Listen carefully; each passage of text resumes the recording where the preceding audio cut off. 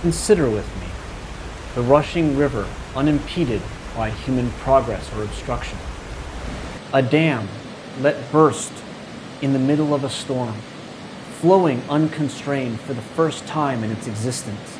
A torrential downpour moving through the sky by its own will, running down houses, walls, trees, through whatever path it feels natural, gentle, smooth. The slow but constant back and forth of ocean waves crashing against the shore, moving in their own unobstructed rhythm, divined by the powers of fate and nature. Apropos of nothing, let's also consider the Japanese slang term oshigama, which means that you are holding in your pee.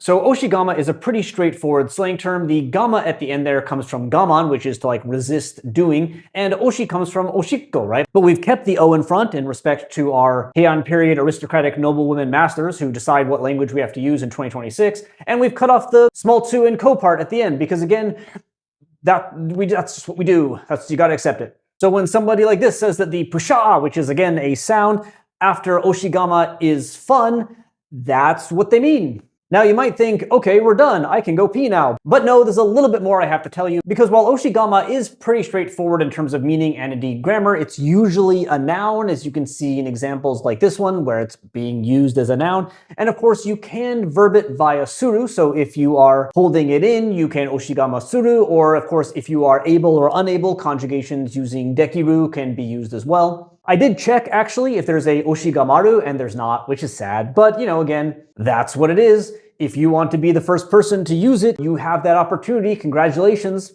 Post it in the comments really fast. Your time to take advantage of this opportunity to be the first, just like the time remaining before you can no longer contain yourself and make it to the bathroom is ticking down quickly.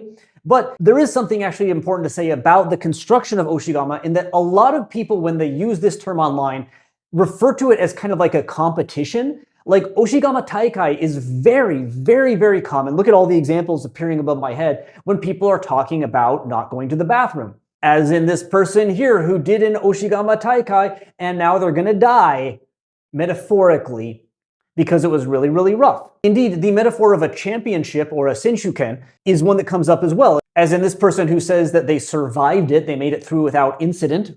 Even though it was dangerous, their stomach is now okay. Or this person who says they are forcibly hosting a oshigama competition because they don't have time to go to the restroom before they go home. And I don't think there's like a reason for this per se, but it seems to have come up as a really, really large metaphor for the fact that you're not just holding it in, you're in a competition, maybe just with yourself, to do so. And if you drink 5 glasses worth of alcohol, that means that a holding it in competition may begin. Now, surprisingly though, and I mean surprising because obviously holding in your pee is not a new thing within the history of Japan, this word does seem to be kind of new, as in the first hits I can find anywhere are from 2015. And the second one there I actually want to focus on, well, no, I don't want to focus on at all actually, but we're gonna focus on it because we kind of have to, because they talk about writing or drawing oshigama. And that leads me to the unfortunate fact that I have to mention that oshigama is like a fetish thing that gets drawn in art. You can guess what it looks like, but therefore it's used as like a hashtag. And that actually may be, I can't prove it, where the term came from. That is,